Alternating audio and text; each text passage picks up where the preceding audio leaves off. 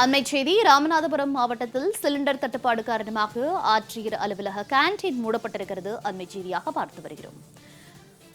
மனு அளிக்க ஆட்சியர் அலுவலகம் வந்த மக்கள் உணவு கிடைக்காமல் அவதியடைந்திருக்கிறார்கள். ஆட்சியர் அலுவலக கேண்டீன் மூடப்பட்டதால் மக்கள் அவதியடைந்திருக்கிறார்கள்.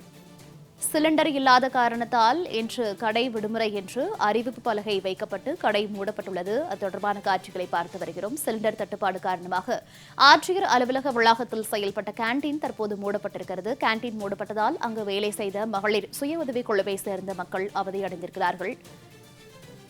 விவரங்களோடு செய்தியாளர் ரகு இணைப்பில் இருக்கிறார். ரகு, வணக்கம். ராமநாதபுரம் மாவட்ட ஆட்சியர் அலுவலகத்தில் செயல்பட்டு வரும் கேண்டீன் தற்போது வணிக சிலிண்டர் தட்டுப்பாடு காரணமாக கடை மூடப்பட்டிருக்கிறது. இதனால் என்னென்ன பாதிப்புகளை அப்பகுதி மக்கள் சந்தித்திருக்கிறார்கள்? முழு விவரங்கள்.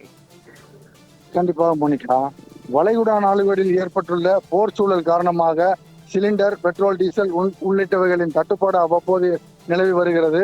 அதன்படி தமிழகத்திலும் எரிவாயு சிலிண்டர்கள், வணிக எரிவாயு சிலிண்டர்களின் தட்டுப்பாடு காரணமாக உணவகங்களில் உணவுகள் மற்றும் டீ, காபி உள்ளிட்டவைகளின் விலை ஏற்றம் மற்றும் சில கடைகள் அடைப்பு போன்றவை நடந்து வருகிறது.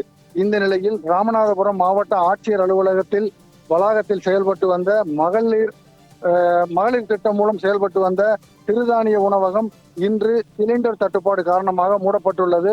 இந்த உணவகத்தில் ஏராளமான மகளிர் சுய உதவிக்குழு பெண்கள் பணியாற்றி வந்தனர். இங்கு கடந்த சில தினங்களாக எரிவாயு சிலிண்டர் தட்டுப்பாடு நிலவி வந்ததாகவும் அது தொடர முடியாததால் இன்று உணவகத்தையே மூடியிருக்கக்கூடிய ஒரு சூழல் ஏற்பட்டுள்ளது. சிலிண்டர் கிடைத்தவுடன் கடை திறக்கப்படும் எனவும் அறிவிப்பு பலகை வைக்கப்பட்டுள்ளது.